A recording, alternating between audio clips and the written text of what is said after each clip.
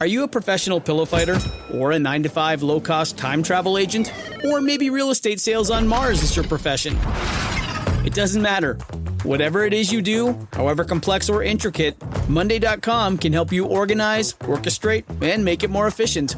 Monday.com is the one centralized platform for everything work-related. And with Monday.com, work is just easier. Monday.com, for whatever you run. Go to Monday.com to learn more.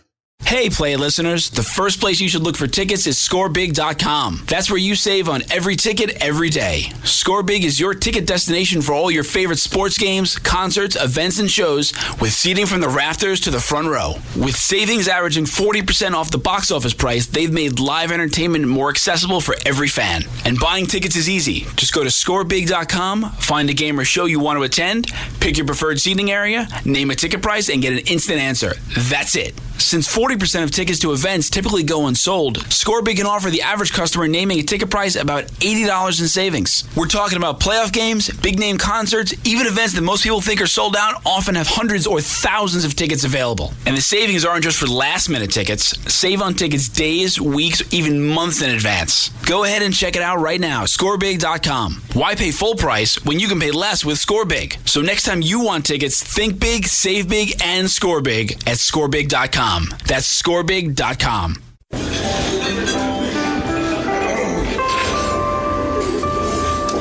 Well, I don't see the point in waiting any longer. Let's bring her out. The star attraction, the one you came to see. Ladies and gentlemen, the one, the only, Miss Judy Gold.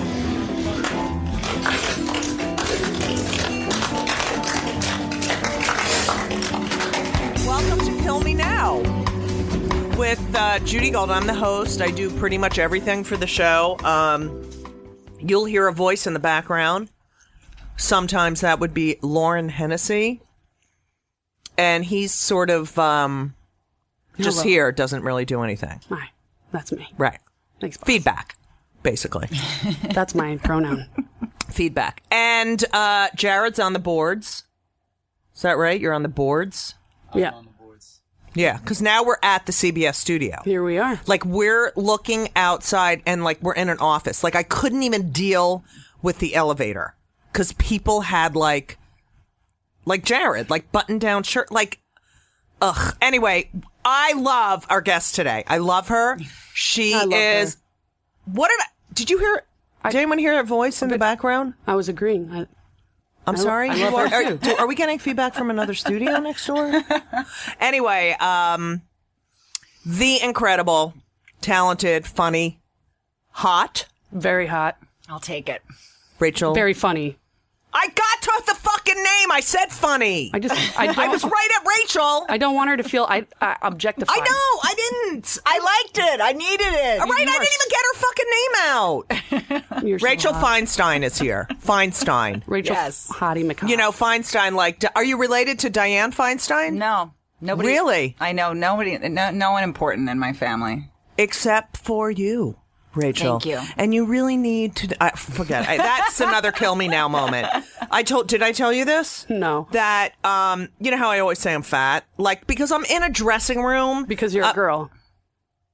Lauren, it's more than me being a girl. Oh.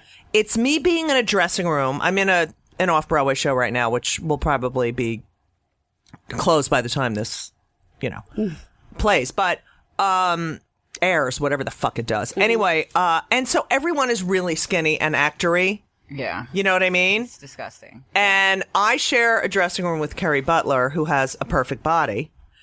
And, we're always naked. And I'm like, oh my God, I'm fat. I just say it. It's now. And then someone actually said to me, Judy, someone walked in. I think it was like a hair or wardrobe or, Judy, if you keep saying that, that's what you're going to see. Fat.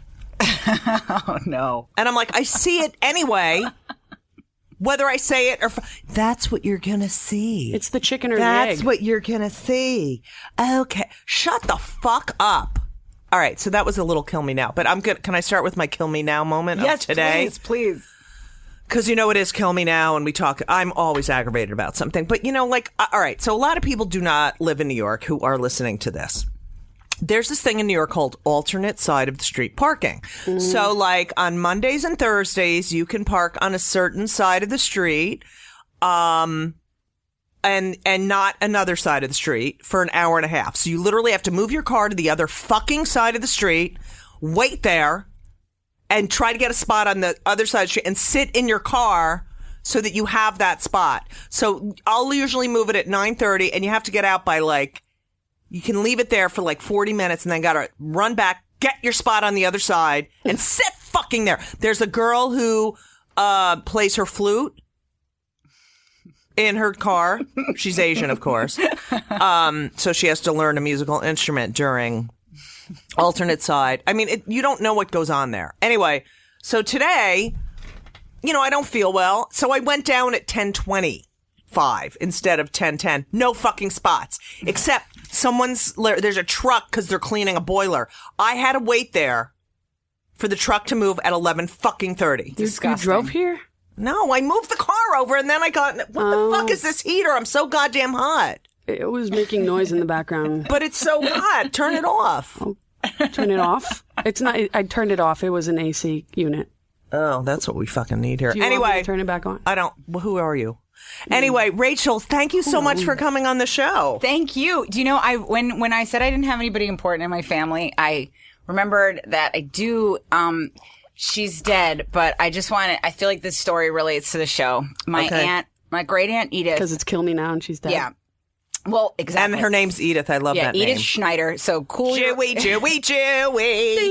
Everybody just cool your erections at home because she was as hot as you're imagining. But she was always furious, and she was very angry because she wanted to be able to open up meat and sniff it before she bought it. She was like, she just felt like it wasn't fair. She's like, I'm not going to reach into my pocketbook unless I can sniff the meat first. Well, it's our consumer right. That's good. I like that. She wrote to Consumer Affairs, this animal, God bless her, for so many years that they finally put like a special like Schneider meat clause in for her. I love that. And they were like, fine. That should happen before you sleep with someone. You get to smell down there.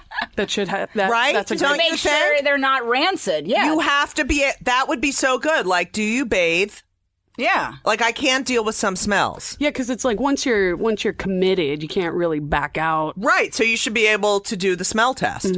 I mean, but imagine like Hasidic Jews who don't do anything, or like Mormons. Oh, I can't deal. That's and gotta be a they fetish. can't That do makes this. me very Why did you angry. lower whatever you lowered? Because I can't hear a fucking thing now, Jared. That's my fault. Yeah, everything's your fault, Jared. Finally. So Rachel, okay. First of all, I love that one parent was a blues musician Yes. and one was a civil rights lawyer. Yeah. Yeah. I mean, that's fucking cool. Do you have any siblings? I have two siblings. Actually, my mom's a social worker and my dad was a civil rights lawyer and now he's a blues musician. He goes by Hurricane Howie. That's his full name. I fucking love him. Of course, the Jew Yes. was a lawyer and then said, I can't fucking deal with this. Can't I have to handle go it. with my dream. It's exactly You know, what that's what happened. I said. Oh, sorry, with the fucking mic. I always say there's dreamers and then there's the people who are like, you know what? I'll just live my life like this and give up my dream so that I can be comfortable with money. Yeah. I'd fucking honestly, I'd fucking kill myself. I know. Like I would fucking, like Henry, my older son now has an internship. And I go, do you like it? Yeah, I'm making money. That's what's good. I said, but it's like an office and he likes it because it's sports marketing and stuff. Yeah. But he's like, it's really hard. I have a headache because I got to sit in an office. I go, I am would die. incapable. Yeah. I am incapable. Me too, thank God. Thank God I'm incapable. Thank God that there was nobody ask. I mean, I wildly failed in every subject and I never went to college, but I always want to be one of those people that Yeah, but you have to be smart to be a comic. Did you really Absolutely. fail? Did you fail? D's and F's and yeah. Do you think you had learning disability? I did, yeah. What? Yeah. I had ADD, very severe. I still do. I lose the medicine. It's always all over the bottom of the Ask purse. Lauren about Yeah. my ADD. I mean, I have it too. It's like the blind leading the blind over here. No, I am. Well, Elisa, my partner, got a book on how to live with someone who has ADD. Good. I got that book for a boyfriend like a Yeah. long time ago, and he didn't read it. He was an asshole. Because he has ADD and he couldn't finish it. He's an asshole, motherfucker. All right, so Rachel, how long have you been doing stand-up? Like, you started when you were 20, right? Yes, the 17 years. So you're 37, you fucking bitch. Okay. So I'm 52. Oh, you definitely don't look 50. Oh, yeah, baby. Do I look Caitlin, 65? Did you see? Oh, my God. On my Facebook, I put, there's a picture of Chris Christie in a baseball uniform, and he literally has camel toe. I just said that to somebody. It made my morning. And I wrote Caitlin Christie. Oh. Did you send mine? No, I didn't see your thing. I got to look. I wish I had. Whatever. Just put it down. It's not even newsworthy now because it's amazing. All right. Anyway, so Rachel, listen. Yes. Okay. So you have siblings. What do they do? My brother he works in advertising, but he's like wants to do more like writing and stuff. He's very creative and lovely. My younger brother is a social worker like my mom, and he works at a DC school working with like he speaks Spanish now. He was in the Peace Corps, so in Costa Rica. Is he the favorite? Yeah, What's totally. his name? Yeah, his name's Aaron, and he's like the loveliest person you could imagine. Him and his wife are just he's not gay. Okay, no. Do they have kids? They're going to, but they don't now. Is his wife Jewish? She's not. What? No one's Your mother Jewish. fucking converts? My mom converted, and nobody dates Jews. But see, my family, it's like they didn't really care. Like they were opposite of like a lot of traditional Jewish families because they didn't care if we dated Jews. They didn't care if we went to college. They were like aggressively liberal. Like my mom would be happiest if I was married. For sure, my mom wants me to be gay, and she's very upset that I'm not. Tell her I'm available to be her daughter. She would love it if you. I'll be her daughter. Yeah. I feel like she was always She's probably my age. How old is she? She's 65, I think, or something. So she would have had to been like in some horrible third world country in order to have me, like at 13 or 12. Exactly. Yeah. Mm-hmm. Or you know, a Duggar. But I'm telling you, I don't even believe you. There's no way. There's no way you're in your 50s. It's insane to me. I act like I'm like first of all, sometimes I wake up and I go, oh my God, like I can't fucking believe it. I honestly, I don't even believe it because I don't feel like I'm in my 50s. I still go out to do sets like at the Cellar at, 11, 12 o'clock. I feel like it keeps you young if you like have no respect for anything traditional. I feel like it makes you stay young. Like if you you know what I mean? And I think Fury makes you stay young too. Right. But it's also like I got to tell you, like you're 37, which I have to say as an elderly woman, that is the age of 37 is the best you will ever look. Okay. And whatever style, Live it up. Someone told me this years and years ago. And your style that you are at 37 is the style that will stay with you. Okay. Do you know what I mean? Yeah. Like what you wear and what looks your hair and stuff like that. Yeah. What the fuck is that face, Lauren? Oh, no, Lauren just made thinking... a face like, ooh, ah. You're not even close to 37. Shut the fuck up. Anyway, Yes, boss. and it doesn't really work for God. Well, yeah, I guess it does work for God. Anyway, but you always look hot. You always look hot. Now, I'm going to transition when I'm 37 because that'll be the hottest I will be as a female. Okay, Caitlin, listen. So, as a female, so you started Justin doing. Gets me. So, what'd you do? Shut up. Okay. When you graduated high school with your D's and Yes. you moved to New York at 17. With a guy in his band called Dick Sister. Okay, and your mother was like, "Oh, my daughter is Rachel. Well, Aaron is in the Peace Corps, and what's the older one? Justin. And Justin is, he wants to write, but he's in advertising. He's very successful. And Rachel is, she's moving to New York with her boyfriend, who's the lead singer in Dick Fuck. What is it? Dick's sister. Dick's sister. So, they're all settled. Oh, she's 17. She knows what she's doing. Have you heard of Dick's sister?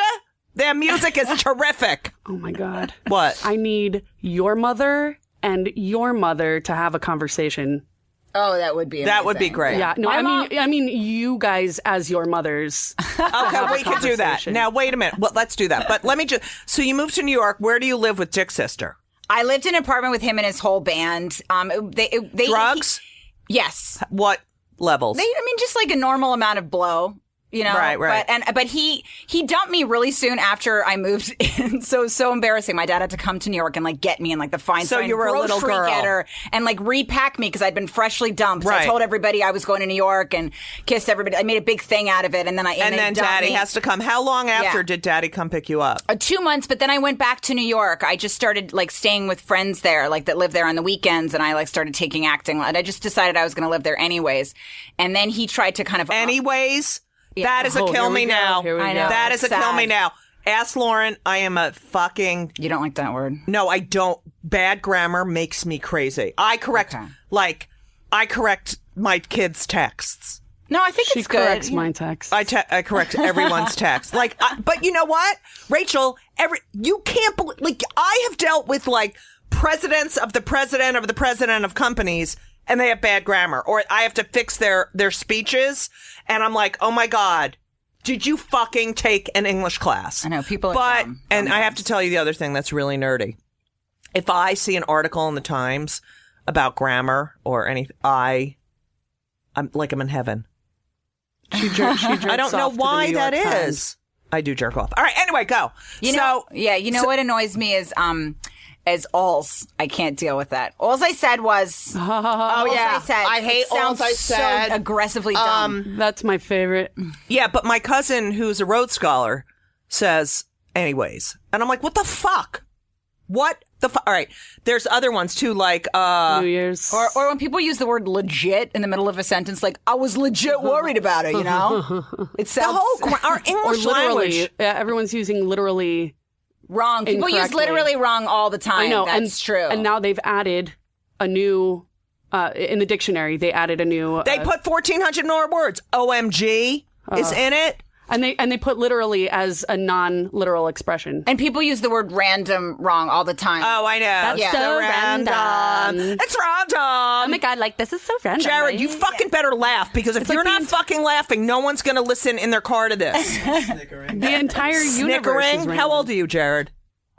Let's guess. 22. 23? Fuck you, Jared. You were fucking born Jared is 20. in 1995. 1994. All right, 1994 was a big year for me. I was on a sitcom, and I did an HBO special that the next year won the Cable Ace Award. I beat George Carlin. Jesus Christ, that's amazing. And then I came back to New York to have children. And my manager in LA was like, you're fucking ruining your life. You're ruining. He said that to you? That's Oh, horrific. you don't know what the shit I got. Your career's going to be over. You need to have blonde hair that's straight so you don't look Jewish. I mean, if you knew the shit people said to me, and it took, I feel like, all right, this is like, I mean, you're going to probably think I'm an asshole, but I do. Yes. I love you girls. I love Amy. I love that you are fearless and that you're feminine, and fuck you, you motherfucker. I love that part of your feminism. You have a different feminism. You guys are real men. Lauren, I'm on a fucking roll here, and I get feedback. What the fuck is that? Anyway, I'll work on that. so, I feel like, I started in the mid 80s. Yeah, I can't was imagine. I like cannot 18 or 19. And I mean, when I would go to open mic night at Catch, Jerry, Larry David, Belzer was the MC. Yeah. I sat there, and you know who I hung out with? Joy Behar's daughter. Was she cool? She was in high school and I was in college, and she was great. Even I would just sit in the back because she would come to, and I watched them all, and I waited. A lot of you guys never did this. I mean, I was on stage every night, but I would wait. There would be a mob boss, his mistress, and then some fucking idiot, Yeah. who lives in his apartment and only comes out, at night, and the band. And I didn't care. It was about stage time. I got up there, and when the band laughed, I was like, and they all loved me, the wait staff and everything. I didn't fucking care. I feel like there's so many spoiled fucking brats out there. And I also got a lot of shit because I was so brash. And then I was out in the late 90s because I had kids, and I was like out. And I feel like a lot of that affected my my trajectory. And you know what? I don't regret any of it. I think I'd kill myself if I had no integrity for who I really am. You know what I mean? And I feel like you guys, I don't know if you ever watched me when you were growing up, like on Comedy Central. Yes, I was obsessed. Are you kidding? But I got so much shit. I can't imagine, Judy. I cannot imagine. How much shit I got? Yeah. Of course. Please. We had a woman here. Like people think I'm my act, like from 20, 30 years ago. Like, oh yeah, she can't do it. Now, I did Louis and I'm, I do a lot of theater and I did one person. I mean, it took me till, doing a one person show where I interviewed Jewish mothers all around the country.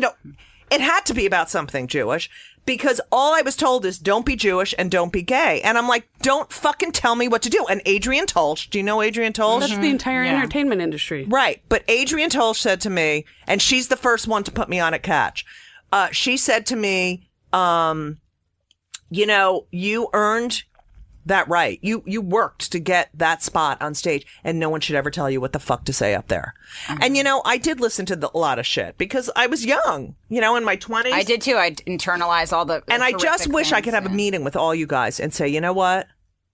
Don't fucking, but you did it. You learned before I did, which is great. Well, I mean, we also reaped the benefits of, I can't even imagine, because when I started, it was horrific too, 17 years ago. So I can't even imagine what you went 30 through. years ago. Yeah, I cannot even imagine. People always said that stuff. Everyone always gave me shit about, too Jewy, all of that. But also, like, just, like the horrific things, like if you go up and I'd say anything about sexuality, even now, like when I'm headlining, the host came up after me, like when I was in Vegas, and he is like, "Ooh, she's a dirty, naughty girl. Oh, she's a little gross one." Mm-hmm. Meanwhile, he'd done plenty of dick jokes, but it's always like that. Yeah.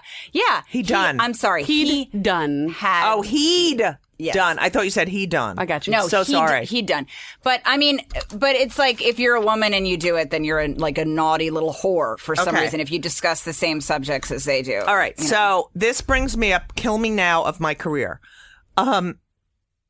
These are the things I for years would have a male MC. First of all, the other thing I did was when I first started, I asked to MC all the time. That wasn't a shit job. At Catch in the 80s and the 70s, the MC was the show. And you were guests on that person's show. And that's how Belzer, it was like, oh, Belzer's there. And the show would go on forever. And it was about him. And when I first started, there was a place called Comedy U Grand down on 55 Grand Street in Soho. Mm-hmm. And I asked to MC. They had a Thursday night women's night, which is where I met Wanda. I met everyone, And I would ask to MC because I was like, I could be on stage so many times in one night, and each bit I did would get stronger because it would live on its own. Yeah. Mm-hmm. And I was so someone just said something to me like the thing I remember about you was that you were just about the work. Who the fuck said that? And I was like, oh my God, I can't believe it. But it was really just about the work. I was a lesbo. I didn't fuck anyone to get ahead. Yeah. I was in the boys club because I had no affect about like, I'm a girl. But I remember they used to always introduce me as our next comedian is, it's a she and she's really tall. And they would lift the mic stand all the way up. And you know what I did? And no one did. I was like, hey, that was our MC. He's a man. He has a penis and he's short. Yes. And that's what I would do. And they would fucking stop. And then I would say, you know what? That was our MC and he's fat. I don't know if anyone noticed that he is fat. And I was just like, I'm not fucking putting up with your shit. And I think it's sort of, but I was in Marietta, Georgia. And this is when I felt so vulnerable. I'm in Marietta, Georgia, the worst gig ever. I'm headlining. Oh, and the reason I became a headliner, Amazing Jonathan. Do you know the Amazing Jonathan? Yes, he has a show in Vegas. I was middling for him in Catch Rising Star in Princeton. And this is before my father died. So my father died right after. So it was like 1989, 1990. And I was, you can't follow him because he's just tricks and blood. And, he was so funny. And outrageous. And he said, you are ready to be a headliner. and I know, it was tough for female headliners. And he said, all you have to do is end with something no one can follow. That's what he told me. That's such good advice. And he said, just do it. Just pick an end. And I would sing. I was lip syncing before this fucking lip syncing. And I am telling you, I would make them. Okay. I would make them flash the light. It's on my HBO special. I would make them flash the light. I'd be like, what are you doing? It's time to go, Judy. No, I'm not fucking going. And then I would lip sync. That's awesome. And I'm telling you, I'm not going. And, it's about saying fuck you, but saying fuck you in a sort of an intelligent, classy, but so like, I feel like you kids, I'm so proud of you guys. Welcome to Play It, a new podcast network featuring radio and TV personalities talking business, sports, tech, entertainment, and more. Play it at play.it. It's like there's always that voice in your head that's like, get rid of it. Yeah, guys right. don't now. They I'm don't old have enough. that voice. You're they right. don't have the voice. They don't get emotional. They don't fucking go, oh my God. They don't give a shit. And they help each other. How do you think Kevin James is a star? Ray Romano. They all fucking help each other. Yeah, I have to say everything I've had is through my friends. It's right. Not, it's not. That's it. I'm waiting for some. Well, Margaret Cho helped me with the sitcom. Rosie's helped me. I really want to get on like a sketch show or something. I really think I would fucking be great on that kind of shit. I feel like we should just follow you around for a while with the camera and post it online. It's really, my life is a fucking... Amy and I always talk about, we just like to sit and watch you at the cellar, and when you do the impressions of your mom and when you play her voicemail messages, I can't handle it. Because, that makes me feel better. If I am having a day where I just feel like soiled or rancid for some unknown reason I can't figure out or place, anytime I'm in a low-grade depression and I hear you yell, I feel better. Oh, that's I'm not so kidding. nice. We talk about that. Like, we'll just go downstairs and sit and watch you do that because it's like when I listen to like ocean wave tapes, I feel furious. That doesn't work for me. You know what I mean? Like, I don't to hear gentle sounds. Can I tell you something? You yelling, I'm happy. Yeah. When you listen to people yell and enjoy that, that's what you're always going to hear is yelling. That's what you'll always see and hear, yelling. That's why she moved to New York. So your career is going really, really well. Are you happy? Like, I always want to ask people this. Like, I was there the first time Dave Attell went on stage. I was emceeing, and he came in. He was in college at NYU. Comes in, he's got a pad, gets on there. It was like during the fucking, Karen Carpenter anorexia. Yeah. He said, everyone's so skinny, everyone's anorexic. And the other day I walked by Macy's and the mannequins had their fingers down their throat, right?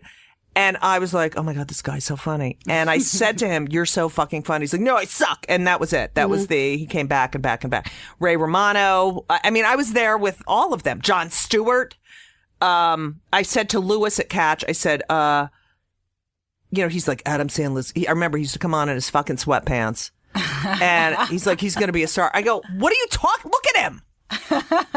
It's just what they get away with. But anyway, so your career, like, how do you feel? Do you feel satisfied? Do you feel, oh my God, I don't want to lose that? Like, I really want to know what you feel. Full of anxiety and fear and right. Yeah. And also just a lot for everything that seems to go your way. I internalize the things that don't. And, but I'm trying. I don't know. I go to therapy every week. Alan Lefkowitz is always like, I'm just like, I feel like a fraud or whatever. And oh my God, that's such a woman thing that they're going to find me out. They're going to find out that I'm not good enough, that I'm not really funny, that, no fucking guy ever thinks that. They don't. That they're going to be found out for being like less than. That is such a fucking, look at Jared. He fucking thinks he's great. He's 20. Yeah, he does look so comfortable with himself. With his smug fucking... Do you feel like insecure?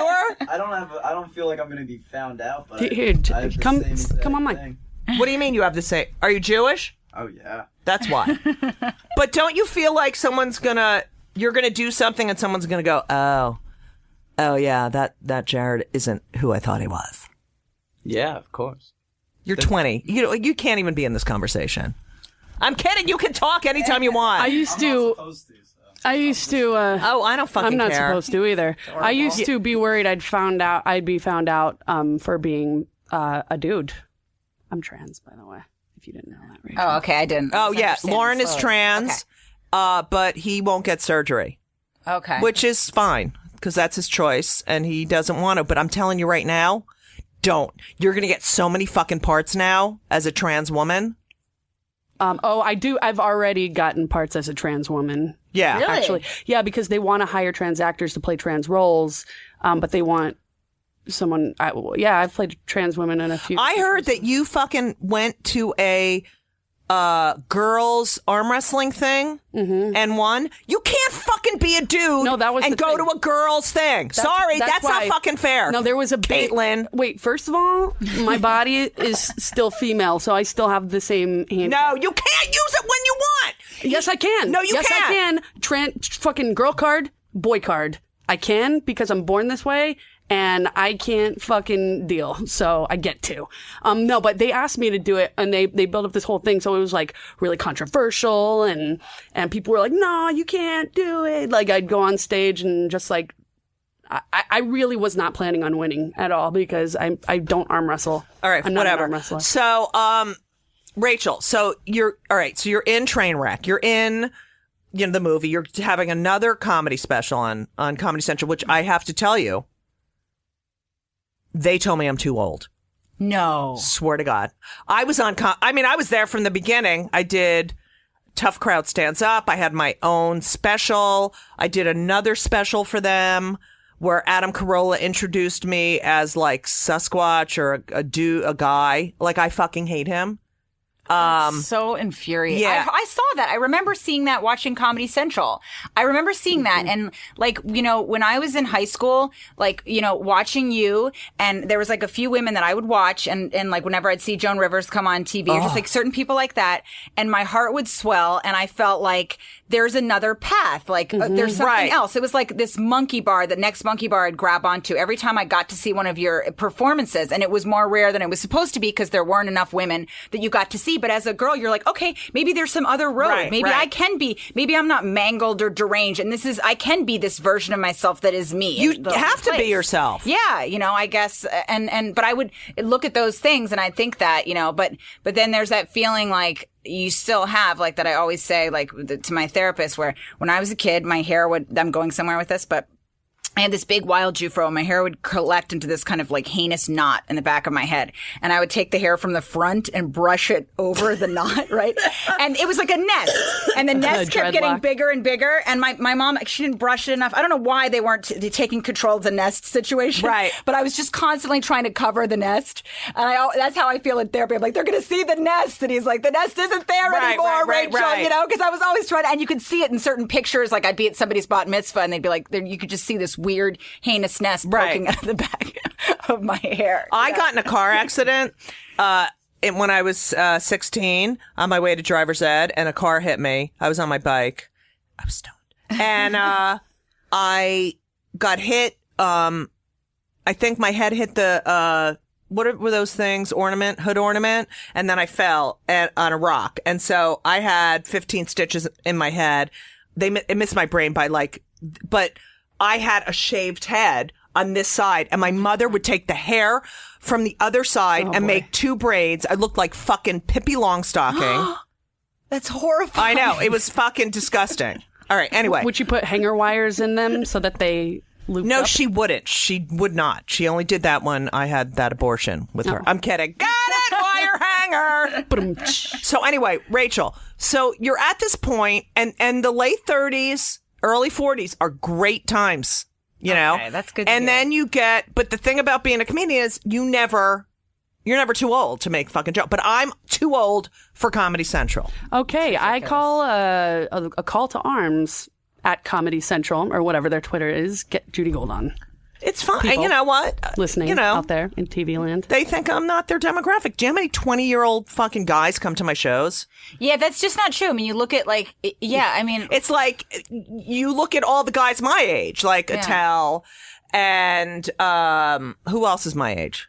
I don't know. of that generation. Marin is a little older than you, right? No, he's my age. But all of Marin's fans are young kids. I have so many young kids who grew up with me. And Louis, young kids. Louis, my age, Young kids, yeah. But do you think, you ask Lauren how many young kids, I mean, I get the old Jews, yes.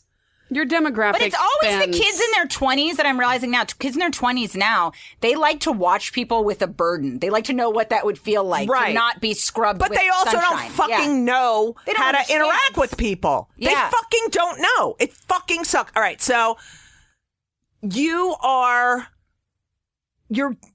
do you feel like you're on your way, that you made it? You should never feel like you made it, and you should never sit on your laurels. Ever. I don't even have health insurance, Judy. I didn't make it. You're a Jew without health insurance? What the fuck? No, I just signed up for Obamacare finally. I did it late, and I got a thing for it. You have to be a Jew. But you have to have official Did I fucking yell at you? Yeah, I'm still working on it. What? I'm working you on told me you got it. No, I said I got some information. Okay. And I'm in the process. I'm going to have to deal with your health insurance. All right, listen, fuck faces.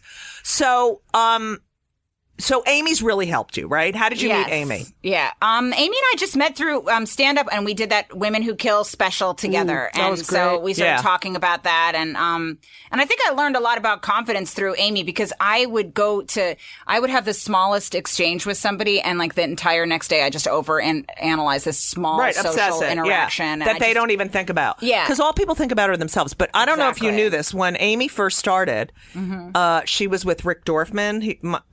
And he said, there's this girl, Amy Schumer, who I'm representing, and she loves you. Would you talk to her about comedy? And I still remember sitting at my desk and just telling her, don't let anyone fucking tell you what to do. Get out there on stage every night. Don't fucking listen to anyone. And I'm like really proud of her. And I love her feminism. I just want to be on her fucking show. Yeah, well, she loves you. I love her. Yeah. She's like, and I, as a feminist, my generation was like, I'm from the, what the fuck go fuck yourself.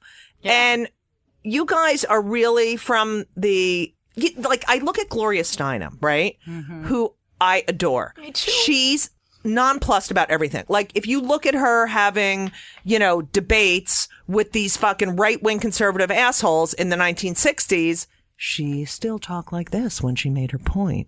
I know. And it's fascinating. It's unbelievable. And I found out that she's not Jewish. And that is probably why she would talk like this. And I know. She's not a Jew. No, like half father or something. I'm obsessed with looking at, I constantly look up videos of her interviews, because people said the most horrific things about her. And she had this lovely, level way of responding, and I couldn't relate. But it's like, that in a way, that was placating sort of the women don't get angry, and women are attractive and have brains. And I'm going to show you that. Mm-hmm. And since I'm a little kid, was like, why the fuck can't I do that? I want to mow the lawn. I'm shoveling the, Nah. That's how I was. I dressed like a boy. I cut all my hair off. I was a huge tomboy, and I loved girls. Now I'm a huge lesbo and I love girls. But, it's like you look, you're beautiful, and you have a beautiful body, and you get on stage. Like, people ask why people dress not provocatively, because usually a man cannot focus on, it's a spoken word art form. It's so not feminine. It's because you're in control. You're eliciting a response. You're controlling their emotions, and laughter is the most powerful. Like, you have to admit, all the guys you went on the road with, right? Yeah. Who would get fucking laid. They used to be like mountains of pussy. Like, and I'm sitting at the bar like, can someone take me back to the hotel or the condo? Never, like, I literally would sit there. Never get hit on, ever. On the road. Ever. It's and I'd be with these guys, and it would be ridiculous. Right. When they just like throw themselves at them. You would never get hit on the road? Never! And Judy knows it's true. It's so true. They come up to you and they talk to you like, sure, I wouldn't mind like someone take you to dinner or something. Yeah, I was wildly lonely. I mean, I wasn't trying to like have sex with anybody. But Rachel, I didn't have. You know what? That's not bad if you were. I had when I went on the road, no computers. Shut the fuck up. No computers, no cell phones. No internet. I don't know. I traveled with a coffee maker. There was no Starbucks. I cannot. I have PTSD just thinking about the hours I spent in fucking motels alone. Now I think about, I'm very anti-gun violence, as everyone is. Yes. But I do see now, I traveled in West Virginia. I traveled a lot getting picked up because I couldn't rent a car till I was 25. And then once I could rent a car, and I can't believe I didn't have a gun in the car. I would drive through these. It's so me, dangerous. a big Jew lesbo. I can't imagine. And- They'll send any sex offender to pick up the comedian from the airport. Right. They don't give a shit about us. They'll just send anyone. So, yeah. So, so you feel, do you feel gratitude? Do you feel like I got to work so much fucking harder? Do you... I mean, it depends on the day. Like one day I feel like I'm having so much fun and I have the best life in the world. I get to hang out with like the smartest, funniest people that I could possibly imagine, right, and adore them. And I'm part of this community and I feel proud to be included in it. And then the next day I'm just like, I'm so sad and I can't handle that other aspects of the business and the coarseness of it. And I just want to hide or do another career that I have no ability to do. I used to fantasize. I fantasized. Me too. I fantasized too. Until I had a nervous breakdown. And then I had a very bad trigger. I put my mother in a nursing home. I was divorced and left with actually in debt. I couldn't get an agent to book me. And it lasted a long time. The melancholy lasted a long time. And it took me over a year to get out of this. But first of all, I'm not 20? Oh, good. I want to keep her on forever. Mm-hmm. Done. You just replaced me. Shut the fuck up. Now I fucking forgot what I was going to say. God damn it. I changed because first of all, my view on mental illness completely changed. It is a complete physical thing. If you look at my blood work during that time, it was like I was deficient in everything. I loved what you wrote on Facebook about it. I saved it. I took a picture of it with my phone. That was great. It was really amazing. And you put up the picture of the medications and the self-help books. And I emailed that to people, and I just thought it was like so like lovely and brave and really moving that you did that and said that, because that's not an easy thing to say in any community. Which brings us to what drugs do you take, Hour? Oh yeah, we do go over antidepressants. Okay. Wait a minute. So, and now I don't give a shit. Like, it's like I've been to the depths of, I've lost so many people, have died. I have kids, the greatest gift in the world, which we're going to be discussing that too. But, I really felt like my whole being was in this career that I had worked so hard for, and now was at this place where I didn't think I was going to be at that age. And, I went to therapy, I'm in new therapy, and I said, I have a black cloud, because ask Lauren, all this shit happens. And the therapist is like, you're the black cloud. Mm-hmm. There's no black cloud, Judy. That's what I was saying. There's no black cloud. You are the black. And, she said this to me last week, but I've changed so much. Why has it got to be a black cloud? I don't know. We always, my family, bad luck. It was a kill me now family. Everything would happen. We got the Toyota Camry. It was the first year that it was the best car in the world. We get a fucking lemon. I'm not kidding. My sister goes to Club Med to meet a guy. She's in her 20s. She goes on this thing. She gets there, and the locals had a coup and wouldn't work for the Club Med anymore, and didn't clean any rooms, and left and had a big strike. So she gets there, it's dirty, and they all had to leave. That's the shit that happens. Okay. So, first of all, before we get to meds, do you talk about dick sisters in your act? I haven't yet. Okay. I'm going to tell you, as the comedian guru, you have to talk about how you moved to New York at 17 and live with dick sisters. You're right. I should. And how your mother, you have this perfect brother who's like John F. Kennedy Jr. Exactly. And then you have the other brother who's like, Prince William. And you're living in a fucking apartment with dick sisters and doing drugs. and your parents are Jewish. How do you not fucking write a bit about that? You're right. I have to talk about Dick Sister. I do. You have to talk about Dick Sister. Sometimes it's harder for me, those weird, longer stories, but I think it's those also are the ones that are important to tell. This is, you're going to really become, you're going to fucking, when you start really talking about the shit that you put away and are embarrassed about. You're right. I talk about the most embarrassing things, and it's freed me. It's fucking, like, you have to talk about that. And that you had to go back there and be completely embarrassed, like, yeah, well, I'm going back again. Yeah, I'm just taking a break. Where is fucking Dick? I mean, the fact that you would go like with someone who the band is Dick Sister, and I would go on tour with Dick Sister, and I still remember being in the bathroom with them on tour, and I heard them being like, "Dude, can you stop bringing your fucking girl on these tours with us? She fucking stinks, man. She sucks. Like, you gotta stop." We have and to I was just weeping in the bathroom. Like, can we do? What's your show going to be like on Comedy Central? At Dick Sister. I don't have a show on Comedy Central. Yeah, there's not a show on Comedy Central. Oh, I thought there was a deal. No, it's everything's sort of up in the air right now with all. Okay, don't worry about that. Okay, that doesn't matter. Okay, you're in it for the long run. Do you how many fucking? Oh, you're getting. I never tell anyone anything I do. Yeah. Any audition I go on, ever. Yeah. Ever. Ask Lauren. I don't want to talk about it because I have learned unless you're fucking standing there on the set. Actually, until it's fucking edited and on the TV, I don't ever believe. Yes, that I've done sitcoms and been a guest star, and then James Burrows hated me and just completely cut me out. Oh my God, I've been cut out of so many things. Yeah, it's like, but that's part of it. That you wake up and you don't know what's going to happen is a blessing and a curse. Okay, because you have an exciting life. But so the Trainwreck movie's coming out. Yes. Yeah, that's coming out, and I'm doing another show on Amazon, which maybe I'll be cut out of too. But it's called Red Oaks, and it's like based on like a Jewish country club in the 80s. Oh yeah, I heard about that, and I can't believe I'm not on it. Who's doing it? Amazing. Richard Kind, Paul Reiser. I play a character that's always trying to get people to swing with me, and my husband, like, just very hostile about swinging. Richard Kind is doing it? Yeah. I'm going to fucking text that asshole right now. Can we do a skit where you are, like, calling from Dick Sister's apartment to your mother, and I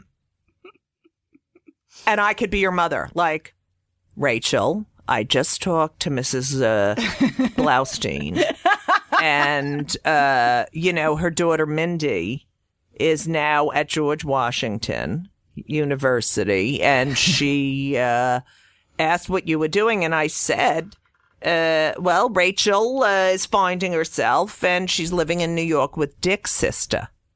I'm doing Dick's sister lines right now. I'm just doing a few lines right now, Mom. Oh, you're practicing your lines? Yeah. Oh, yeah, I'm practicing. Oh, yeah. For your acting class? Oh, you know what? I know you're not doing what Mindy's doing and every other kid that you graduated with who's in college and getting a degree and a job, but I'm still proud of you. How's Dick's sister doing? Are they on the charts? I got my PSAT scores back. They were 860. So, you didn't even break 1,000. No. That's great. Mindy got a 1,600 perfect score. And she doesn't do all right, what antidepressants are you on? I'm not on antidepressants now. I've been on them before. Right now I'm just on ADD medicine. Which one? A lot. Adderall. Me too. I'm on Ritalin. Should I take the Adderall?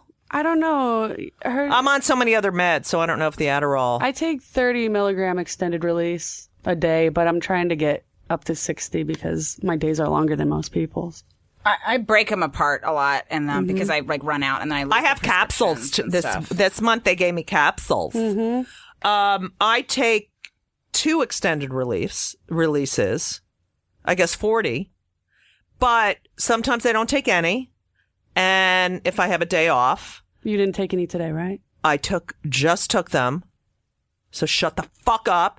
And I don't know if it's set in yet. And I kind of like the high that you get from it. Yeah, you definitely get a high for sure. It feels a little bit like speed. Really? I don't get that. I get so much work done. I can totally focus. It's insane. I mean, I don't know how. I graduated number 31 in my class out of 387 or something. I have no idea how, because if I was on ADD medication, I could have been the fucking valedictorian. I didn't read. I read what I needed to read. I read music all the time. I was I was a music major in college, but like, thank God for music, or I don't think I would have I read Catcher in the Rye. That was my favorite. And then Ben just came home and he said that he's reading Catcher in the Rye and it's his favorite book ever.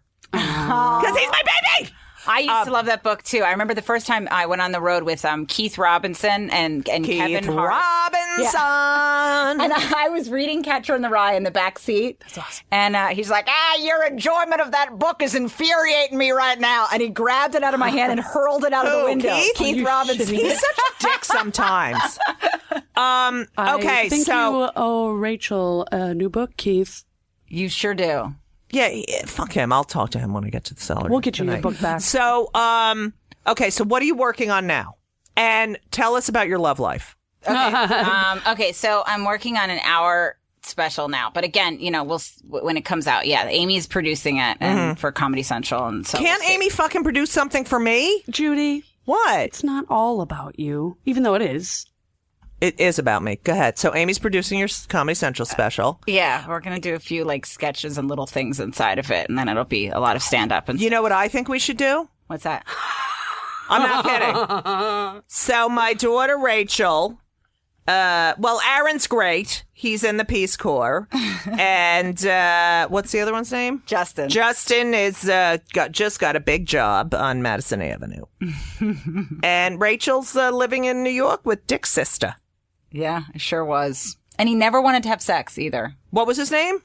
Because he's fucking doing coke. You're right, because he was doing too much blow. So you're with Tommy now. Yeah. I love Tommy. Yeah, Tommy's really sweet. So how'd you meet Tommy, and why can't you marry a Jew? Go. We met on World's Dumbest. He was the head writer on World's Dumbest. I was on that show. Yeah, and I had been on it for a few years, and then they said there was a new head writer, and that's how I met And you Tommy. you said, let me give him head. Right. And I said, let me There's give him a new head. writer, let me give him head. I was actually writer. really scolded for dating him. They started taking me out of all the skits and things, and they wouldn't Oh, but he wasn't scolded for dating no, you. of course not. No, Yeah.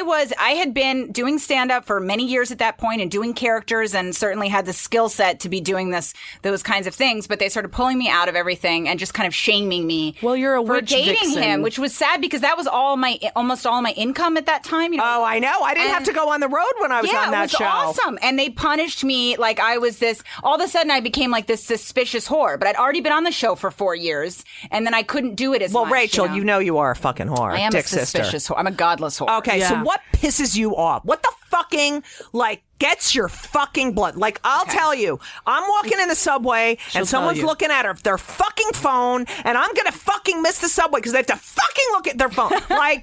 That fucking pisses me off. Go. Okay, so many things. All right, first of all, bed and breakfasts, because I try to go places, I try to pretend like I'm not a cunt and get out of the city and do something gentle or whatever, and I always go to those places. Nice. And we went to this bed and breakfast, and and it's always you start thinking you're so sweet, and you're like, oh, this woman owns the place, her name is Pearl. Oh, she sounds so lovely. And then Pearl started calling us on the phone, and she kept asking us oh, Pearl wants to know when we're arriving, that's so sweet. And then her questions started getting more and more intrusive. Oh, yeah. And I'm like, Pearl wants to know whether I'm menstruating for some reason. What? Whether we're having sex. She asked if you fucking were menstruating? No, I'm joking about that. That's a good one. But, this is another bit, ass. Okay. I'm going to write all your fucking bits for you. Okay, go. Okay, I will try this. If you have a recording of them. Yeah. So then in the morning, we're having that breakfast, you have with other people, and you have that whisper, that gentle, you're a good person, you're going to wake the antiques or something. Right. Just being very gentle at breakfast. And I was trying so hard to just be appropriate, but I was feeling very hostile, And then we had to do all these activities, you're going to go heritaging or some shit. I don't even know what it was. They made you do activities? Yes, we had to do activities, and you know how comics hate activities. I had to do a lot of activities. No, you don't. She made you? Pearl made you? Pearl was very pushy, and she was very hostile about everything. I know. Have you seen that episode of Bob's Burgers where Linda opens her house as a bed and breakfast? No. So, she sounds like Pearl. No, wait. Listen, okay, go finish. Oh, and then there was this couple there, and it was one of those couples that just seems like too happy, and it's infuriating. Like the man, he was like just holding her. He had like a long necklace on. It does gross me out when guys wear like some sort of medallion. Right. Me. Like some sort of like crystals in a velvet pouch. I could just imagine it like hitting me against the head while we're having Rachel sex. does not like hippie men. I don't like guys that wear like a lot of rings. I don't like to imagine their ring dish next to their bed. It's disgusting. But he had like kind of a low bun, and he was just and they were just constantly touching each other. It was just like they were like, we stay together because we make our own soap. You know, like they had all these tips to how they make it work. Well, Tantra. I can't believe you brought that up, because I tried to write a bit about, because, you know, I love to go to bed at breakfast. Actually, Anderson Cooper was like, I was co-hosting his show with him, and he's like, ew.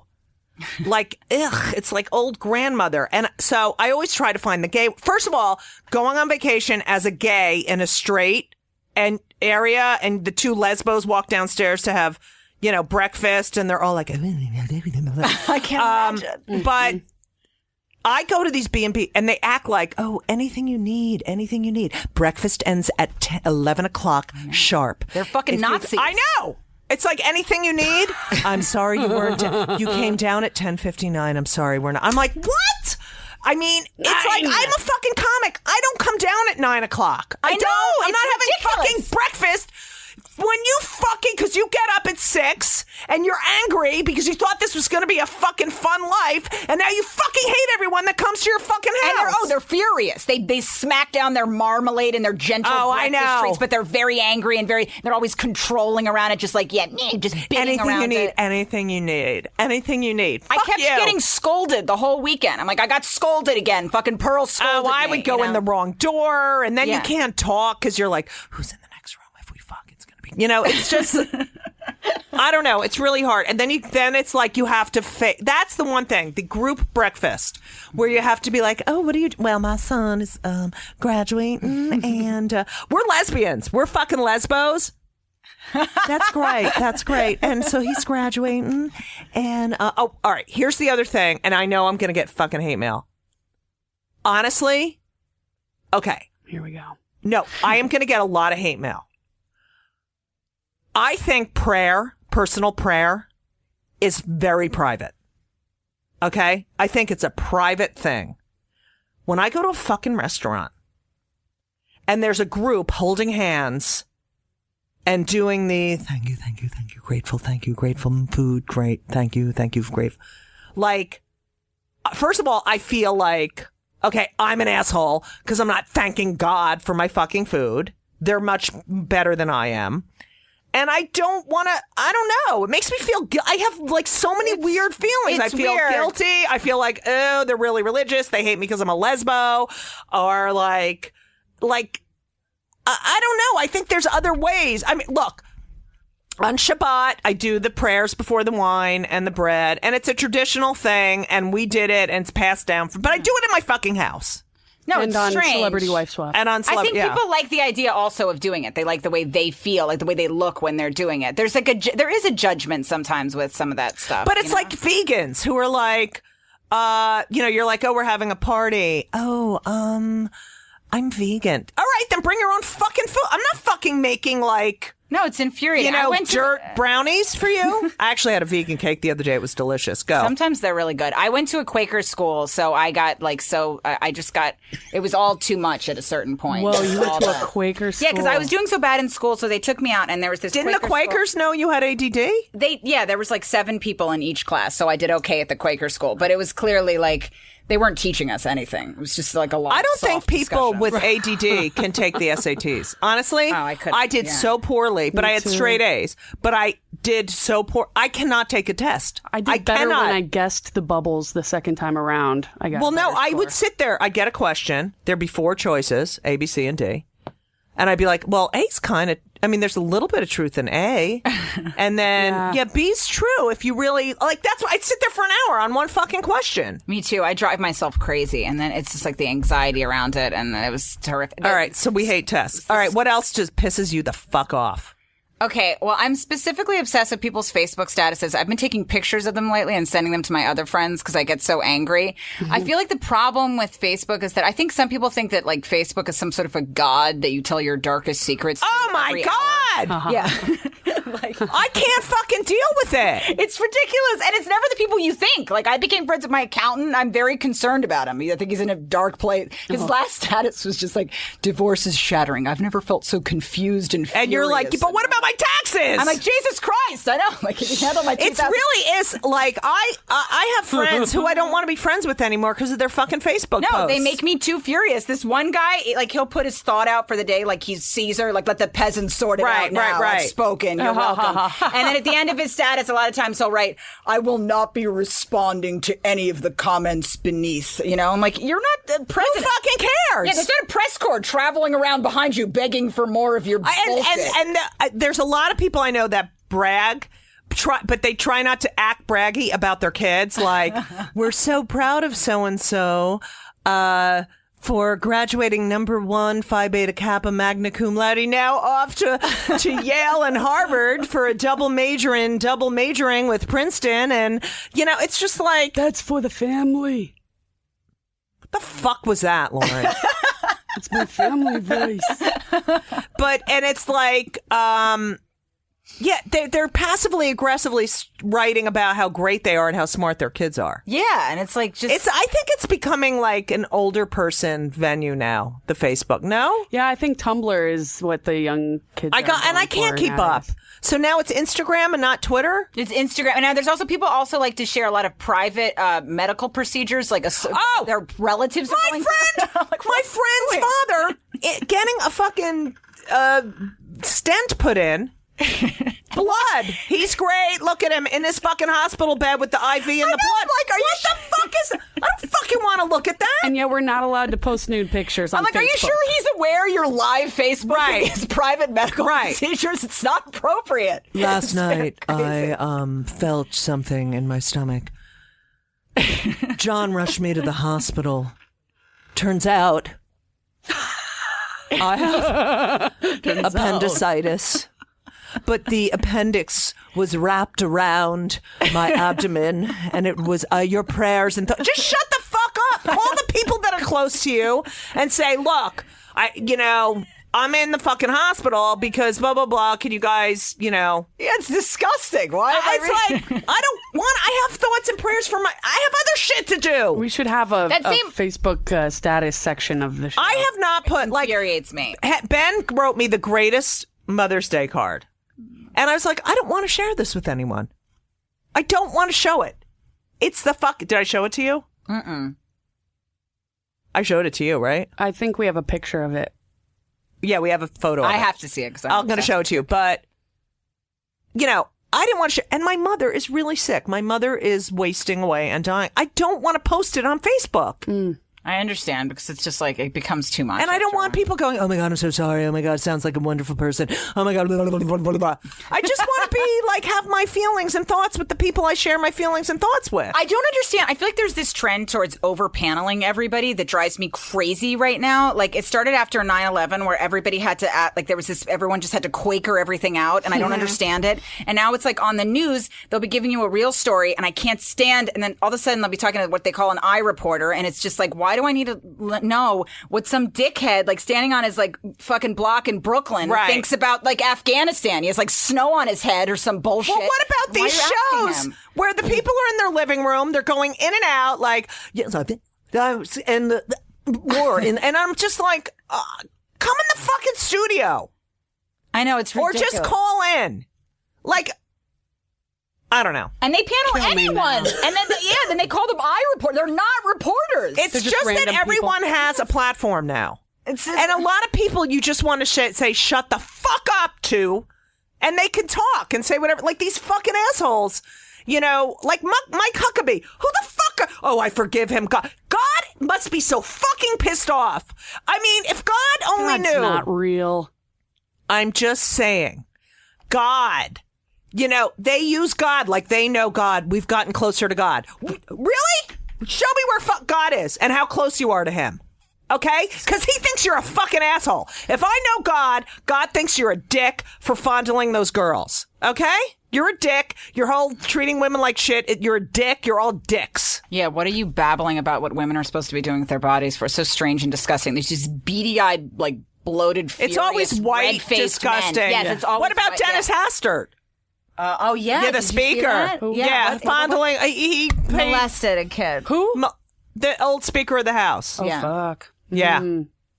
So and you always find that out when they're always all fucking furious. And all they do like is vote against gay rights and gay people. And child molesters are straight men 99.9% of the time. And a lot of the senators and people are having, homosexual affairs too, with their fucking lovers. And then they can go every day and vote against gay marriage. Exactly. How can you And look we're at yourself? ruining It's the so sanctity evil. of marriage. Well, you can get married in a fucking van now. There's a fucking van that drives around. It's a chapel. That is fucking marriage? You're telling me my kids are not healthy and happy and contributing to society because they had two moms. I forget where this is, but you can legally marry your dog in one of the southern states. It's just ridiculous. It's just fucking unbelievable. It's so unfair. It just makes me furious. Ugh, kill me the fuck now. Yeah, well, have you ever had a lesbo made out with a girl or anything? When I was in school, we used to hump each other all the time. Just with clothes on? I had like three different friends that we would hump. You play house. And then it became... Lauren, I'm getting the info. She could have taken off her fucking pants. I'm into it. Wait. One of my friends, she told her mom we were humping, and her mom called my mom, and this I do talk about on stage. Did they have hump scandal in our school? Oh, okay. Everybody was notified we were humping, and I was humiliated. Everybody found out. It was like this major scandal. And then I had a sleepover at her house, and her mom sat me down before we went to sleep, and she was like, it was at my house, but both moms had a meeting, and they were like... With both of you? Yes. And they were like, don't play that game tonight. And we were like, how old were you? Fine. We were like 10 or 11. The game was I would drop something. I was the secretary and she was the boss. We would have been good Is she a lesbian now? She's not a lesbian, but one of them is. There was like three of them that we would all play this game. There's like a circle of us that were humping each other. And one of them is a lesbian. The other two are in straight relationships. But so I would draw, her name was Harry Company. She was the boss of our company. Harry? It sounds like a porn, you know? Yeah, totally. Yeah, she was Harry Company, and my name was Chrissy Tinkers, and I was the secretary. I was this real dumb secretary. Right. And she'd drop her papers. Her dad had no idea we were playing this like weird humping game in his office. Right. So she'd drop the papers, and she'd go, God damn it, Chrissy, shit! Where are my briefs? Shit. It was abusive. It was abusive sexual relationship. Right. And then I'd grab the papers, and I'd be like, I'm sorry, Mr. Company. I'm doing the best I can. And then she would lift my chin up, and she'd go, I'm sorry we quarreled, Chrissy. And then she would try to kiss me, and then I would smack her across the face, and then she would just throw me on the couch and start humping me. And I go, no, Mr. Company, no. And she would go, no means yes, Chrissy. So it was this strange like rape game that we played every week. At 10, 11, yeah. That's awesome. creative. Welcome to Play It, a new podcast network featuring radio and TV personalities talking business, sports, tech, entertainment, and more. Play it at play.it. It was very creative. And we Wait, always but had the did you both climax? I think like sometimes I don't remember that much, but I think we got. Yeah, I think I probably we got to it faster than I did. I mean, with guys, it took a lot, like years to find one that wanted to figure it out. Right. You could have just humped his leg the whole time. But yeah, we just humped. Are each you other friends a with little her? bit. No, I'm sure she's furious. You got to that look I'm her up talking on. about it. Yeah, you got to look her up on Facebook. I have. Looked, she doesn't. We didn't even say the name. Mr. I feel like she Company. would know if she saw it. But yeah, she's just one of those girls, like she wouldn't want to have she wouldn't want to discuss or think or reflect on our humping days. I want to talk about it nonstop. How long yeah. did the humping go? Like we would hump for, it happened before the scandal broke. We were all humping each other for like a good year or so. We just had everybody, like one girl was like the king of the game. You know, there's always that controlling girl. Right. That's a lesbian. Yeah. She was like, here's what we're going to do. Here's how it's going to happen. And she was just very controlling and she always had to be Mr. And what does she do now? Now I think she's like a real estate agent or something. She annoying. always had to be Mr. Company, you know, and it sucked. It sucked to be Chrissy Tinkers because you just got shit on, you know. I wanted to be Mr. Company sometimes. Yeah, why couldn't you be Mr. Company? She would never let me be Mr. Company. Fuck She's her. very controlling. You can be Mr. Company right now. Right now. God damn it, Chrissy! Shit! Get me my goddamn briefs! Shit, Chrissy! And all right, so then you would hump. And that, but your mother seems really loosey goosey. So did she give a shit? You know, it was weird because what she did is she had a therapist come over to the house and talk to me about like a sex therapist came over and they had like a doll but all it did was make me like wildly ashamed. And I just felt like I didn't understand anything about sex or any of this. So I just thought I was going to get like AIDS. I was like boiling with AIDS was all I thought. I didn't understand STDs or anything. I just thought, okay, now I'm like boiling with AIDS. I'm this disgusting girl because I've been humping and I'm in bad shape in life. I'm just a rancid bad girl. Because the sex therapist, she brought this little thing over and she sang some awful song about like your bathing suit parts. We don't touch people's bathing suit parts. Oh, what the fuck? And you what the fuck? It's terrible. Sex ed is it was traumatizing. Raising molesters and women that are afraid of their own sexuality. And I feel like all this, fluid sexuality that's happening now with the millennials, people are like, oh, it's too much. It's like, no, people have been holding that in, and that's why they're sex offenders. Exactly. Because they are not accepted, and they feel like outcasts and abnormal and have to, I think this will help. Definitely. Actually. Yeah, I think you're right. You have to get it out and just express it. Except for the fucking people who are completely ashamed of it, Yeah. But don't tell me to wrap it up. Rachel Feinstein is here. Rachel, are you doing any sets tonight? Yeah. Wait, where am I tonight? Yeah, I'm at Eastville tonight, and I think I'm on the Cellar Late Show. Yeah. Oh, I'll be at the Cellar. Cool. Oh, well, that was like 3 weeks ago. If you're listening to this when it comes out. Yeah. So. Whatever. But Rachel. Yes.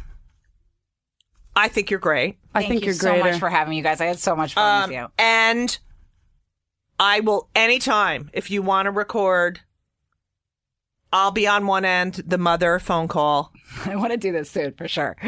And you're like, Mommy, but you have to be 17. Okay. And you have to be going like, I'll be like, Rachel, how are you? Good. How's New York? Good.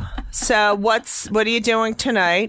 Well, Dick's sister is playing at the Bottom Line, and so we're...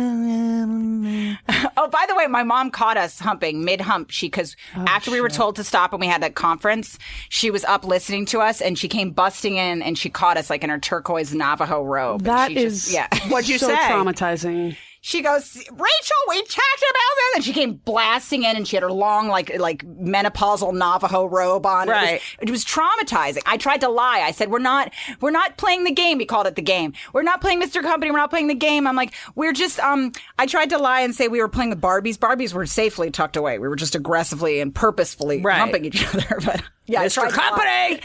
Well, I got caught with a girl. Did you? Yeah. And I said we were playing Ouija board. Under the blanket. Because I used to play Ouija board all the time. That's so cute. I've never played that. You've never done Ouija board where the thing is supposed to move? It's so fucking mental. I know, I want to. I used to play it all the time. It's so fun. I know, right? I still kind of think it's real because it seems I know. real. It feels like it moves. I grew up Christian, so that wasn't allowed. Okay. What's this new dude like stoner? Yeah.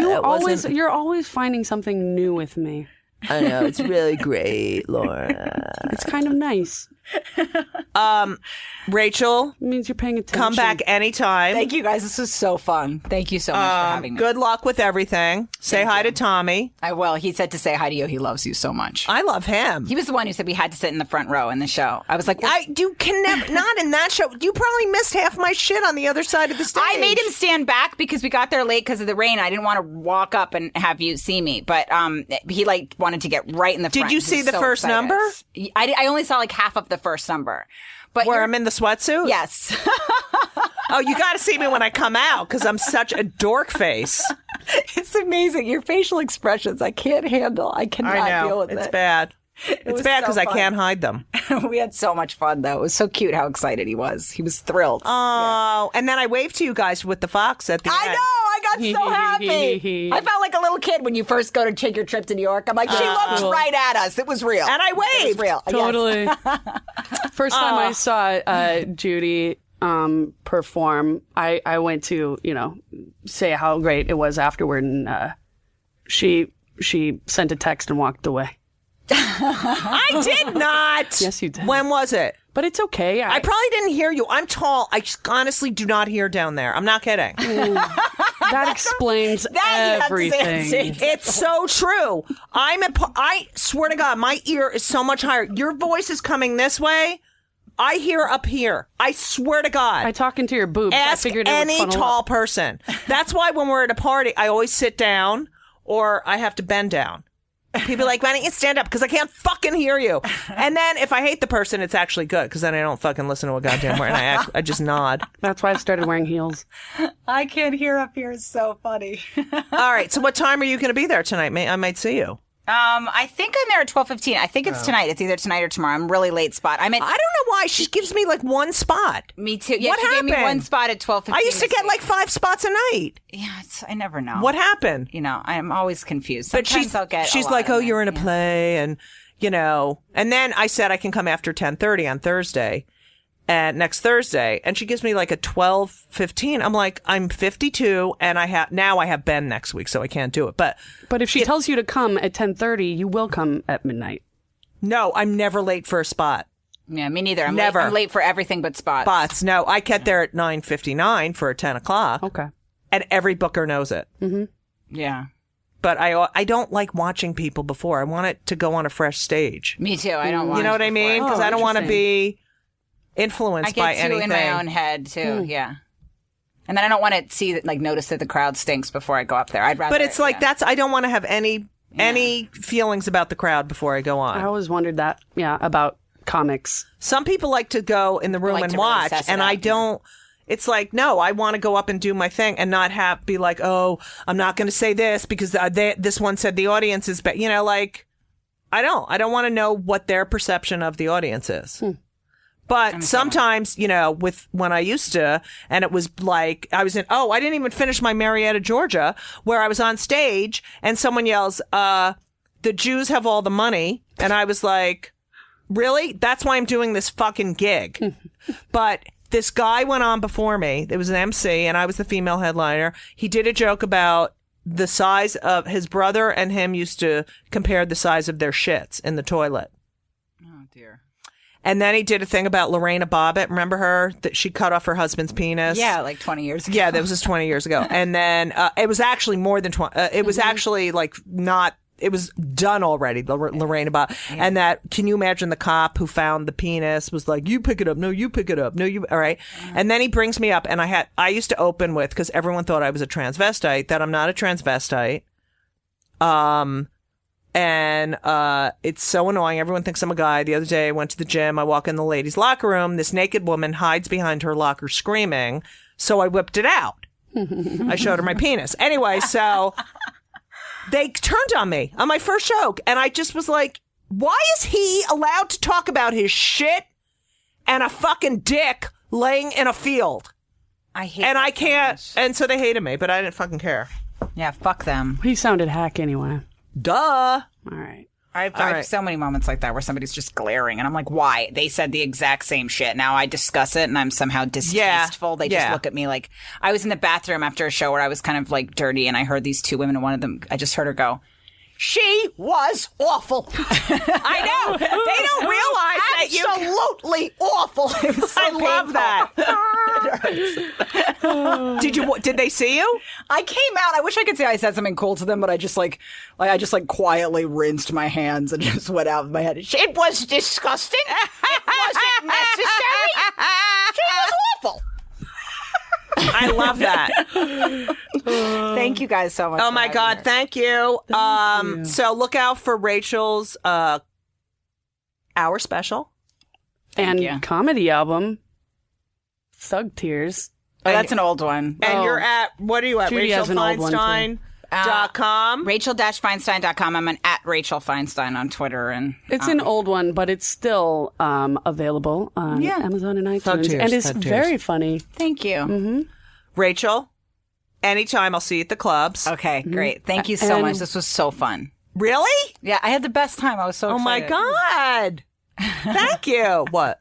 Also, now I have new bits I want to try. I know, right? Yeah, you it's got to a good talk thing. about that shit. I'm going to talk about Dick's sister. Yes.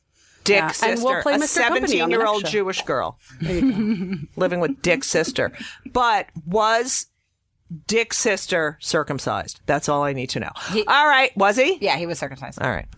All right. Rachel, thank you so much. And we'll see you soon. Thank you. I'm Thanks so Judy much, you Gold guys. here with Lauren Housey and Jared on the whatever he fucking does. And our guest, Rachel. Thank you so much, guys. See you next week. And everything was wonderful. I'll see you soon. Thank you for the visit. So long.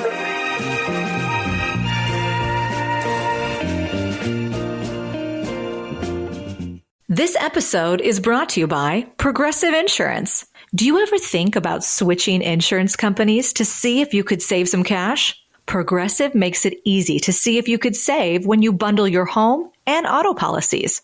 Try it at Progressive.com. Progressive Casualty Insurance Company and Affiliates. Potential savings will vary. Not available in all states.